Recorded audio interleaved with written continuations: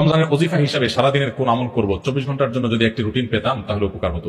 রমজানের ওজিফা হিসাবে সারাদিনের জন্য কোন আমল করবেন? সারাদিনের জন্য একটা জিনিস সবচেয়ে গুরুত্বের সাথে করবেন, যে কোনো গুনাহ করবেন না, কোনো পাপ করবেন না, মুখ দিয়া না, চোখ দিয়া না, হাত দিয়া না, কোনো অন্যায় করবেন না, কোনো মানুষের অধিকার নষ্ট করবেন না, কাউ ক্ষতি করবেন না। সব ক্ষেত্রে সারাক্ষণ চেষ্টা করবেন ভালো মানুষ হয়ে থাকার। এর বাইরে বেশি বেশি কোরআন তেলাওয়াত করবেন। সবচেয়ে বেশি আমল কোরআন তেলাওয়াতের আমল। রমজান মাস কোরআন নাজিল মাস, সেজন্য কোরআন তেলাওয়াত বেশি বেশি করবেন। এর বাইরে সুবহানাল্লাহ, আলহামদুলিল্লাহ, লা ইলাহা ইল্লাল্লাহ, আল্লাহু আকবার, ইস্তিগফার করবেন, মনে মনে হাঁটতে হাঁটতে আল্লাহর সাথে কথা বলবেন, দোয়া করবেন। এই জিনিসগুলো বেশি বেশি করবেন। এর বাইরে রুটিন যদি চান আমার কাছে, তো আমি বলবো ভোর রাতে যখন খেতে উঠবেন, খেতে উঠলে 10টা মিনিট 20টা মিনিট হাতে রাখবেন। আগে খানা শেষ করে এরপরে একটু আল্লাহর কাছে দোয়া করবেন, অথবা আগে দোয়া করে তারপরে খানা খাবেন।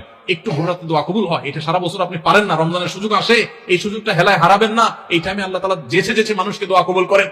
আমি এর আগে বিভিন্ন জায়গায় বলেছি, বাংলাদেশের একটা প্রসিদ্ধ এবং প্রথম সারির একটা বিজনেস প্রতিষ্ঠানের এক ভাই, তিনি আমাকে তার অফিসে দেখা হওয়ার পর কিছুদিন আগে, আজকেও তাদের অফিসে আমি গিয়েছি একটা কাজে, তো আমাকে দেখা হওয়ার পর বলছে, ভাই একটু আসেন আমার অফিসে। উনি বসালেন, চা খাওয়ান, এরপরে বললেন যে ভাই আপনার একটা আলোচনা থেকে আমার জীবন পরিবর্তন হয়ে গেছে। আমি বললাম কি? আমি কোনো ভালো কাজ শুরু করছি? উনি বললেন না ভাই, কাহিনী ভিন্ন। কাহিনী হলো, আমার এমন এক রোগ হয়েছে, এই রোগের জন্য দেশের সকল ট্রিটমেন্ট তো আমি নিলামই, দেশের বাইরেও ট্রিটমেন্ট করেছি, কিন্তু কোনোভাবে আমার রোগ ভালো হয় নাই এবং আমার ট্রিটমেন্ট হয় নাই। আমি জীবনের আশা ছেড়ে দিছি। এরকম ভয়াবহ পরিস্থিতিতে আমার কোম্পানি থেকে চাকরিও নাই, কারণ আমি কাজ করতে পারি না, অসুস্থ। তো আমি গ্রামে চলে গেছি মরার অপেক্ষা, যে এখন আর বাঁচার কোনো সুযোগ নেই। ডাক্তার বলছে যে শেখ জিকদিন চা খেতে চান খান, আর কোনো ট্রিটমেন্ট নেই।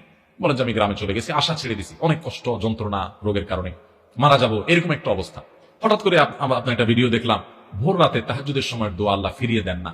তখন আল্লাহর কাছে চাওয়া শুরু করলাম, প্রতিদিন ভোর রাতে উঠে কান্নাকাটি, দোয়া, মোনাজাত, খুব চোখের পানি ফেলা, আল্লাহ সবাই যেটা পারে না তুমি সেটা পারো, দোয়া করতে শুরু করলাম। উনি বলেন হঠাৎ করে একদিন তাহাজ্জুদের সময় উঠে খুব দোয়া কান্নাকাটি করলাম, খুব সিজদা করলাম, খুব চোখের পানি ফেললাম আল্লাহর কাছে, চিৎকার করে বাচ্চাগুলো আমাদের কাঁদলাম। বলেন যে হুজুর বিশ্বাস করবেন, ওই দিন তাহাজ্জুদ পড়ে শেষ করার পর থেকে আমার শরীর থেকে সমস্ত রোগ উধাও হয়ে চলে গেছে। আজকেও তার সাথে দেখা করে আসছি। ইন্টারেস্টিং বিষয়, আজকেও ওই লোকের সাথে আমি দেখা করে আসছি, একটা কাজে গেছিলাম তার অফিসে। আজকেও ওই ভাইটা আমাকে বললেন যে ভাই, এরপর আমি শুধু সুস্থ হয়েছি তা না, আমি আমার কোম্পানিতে আবার ফিরে আসছি। আগে যে ডিউটি ছিল আমার প্রমোশন হয়ে ডিউটি আমার আরো বাড়ছে, এবং আমার কোম্পানির চেয়ারম্যান সহ সবাই আমাকে আরো বেশি আস্থা রাখে। ওনার সামনে থাকা পিয়ন অন্যান্য লোকদেরকে আমার সামনে দেখে বলতেছে, এই তোমরা বলো, আমি আগে যে বদমেজাজি দেখাইতাম, আচার বিচার করতাম, রাগ জাহির করতাম, আমার এগুলো আছে এখন? বলে না স্যার, এগুলো কিচ্ছু নাই এখন। শুধু সুস্থ হয়েছে না, আজীবন আমল পরিবর্তন হয়ে গেছে। ভাইরা আমার, এই ভোর রাতের দোয়া বড় গুরুত্বপূর্ণ। রমজানে কিন্তু সেই সুযোগটা আসে, এই জন্য সাহারি করতে উঠলে একটু দোয়া করবে, ঠিক আছে তো ইনশাআল্লাহ। এরপরে ফজর নামাজ পড়ে, পারলে একটু তেলাওয়াত করে, ইশাক করে, তারপরে দরকার হলে ঘুমাবেন, আর দরকার না হলে নাই। এবং ডিউটিতে যখন যাবেন, ডিউটিতে কোনো ফাঁকি দিবেন না, পথে কারোর ক্ষতি করবেন না, কাউকে খারাপ কথা বলবেন না, আজে বাজে জিনিস মোবাইলে দেখবেন না, হারাম থেকে বেঁচে থাকবেন। জোহরের ওয়াক্ত হলে টাইম মতো নামাজ